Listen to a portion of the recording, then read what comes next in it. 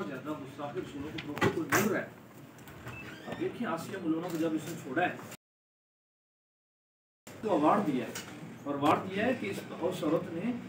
पाकिस्तान में नबी को गाली दे के आई है, इस चीज का अवार्ड उसने दूसरी सारी ये वो ऐसे बातें हैं, ऐसे हवा ही हवा है, ख्वाब ही है ना, बादशाह के ख्वाब है, कुछ लोग अगर काम कर नारा नजर आ रहे हैं नहीं आ अभी तो बहुत मुश्किल है, बहुत मुश्किल आ रहा इस तरह से फंस चुके हैं ना हम लोग, पूरी कौम और सारे सिस्टम और हालात में। और ट्यूनिस से मुल्क का नाम ट्यूनिस है, उसमें एक बंदे ने बिल पास होने करवाया कि जनाब आज़ादी होनी चाहिए, बंदा अल्लाह की शान करे, मतलब अब एक बंदा खड़ा उसने कहा जी मैं तो भाग जाऊंगा, नहीं होने दूंगा। शायद आपने वीडियो देखी,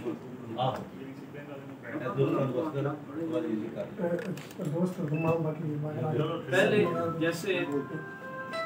वो जो था उसका नाम general major general governor general Ghulam Mohammad, उसके दौर में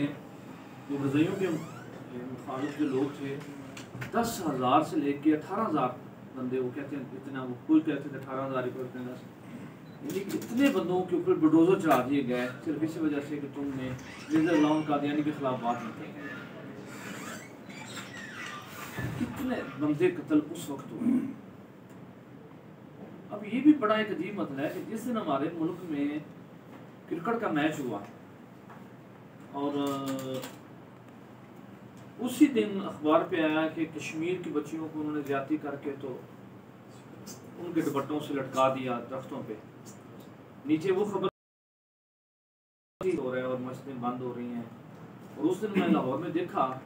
जवान बच्चे थे, मुंह के ऊपर वो झंडे बनाए हुए हैं और किसी वाजिब जा रहे हैं, इस कौम की बच्चियों के साथ ज़िना करके मार दिया जाए और उस कौम के बच्चे जो हैं वो वाजिब जा रहे हों,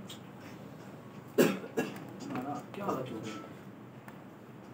कहाँ तक पहुँच गए।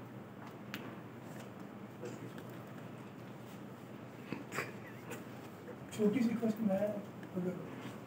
अगर उमर जो था एज ए हुक्मरानी थी, लोग आज भी आते थे, उसकी मिसाल जो है वो यहूदी भी देते हैं और अंग्रेज भी देते हैं। तो वो वक़्त था, और आज के वक़्त में जो जमातें हैं, दीनी जमातें हैं, इनको आज हम मुख्तलिफ एंगल से देखते हैं। मतलब फजलुर रहमान को देख लें या और देख लें, उन्होंने अपनी पॉलिटिशियन पार्टियों के साथ एफिलिएशन कर दी है, मगर अपने मुफाद की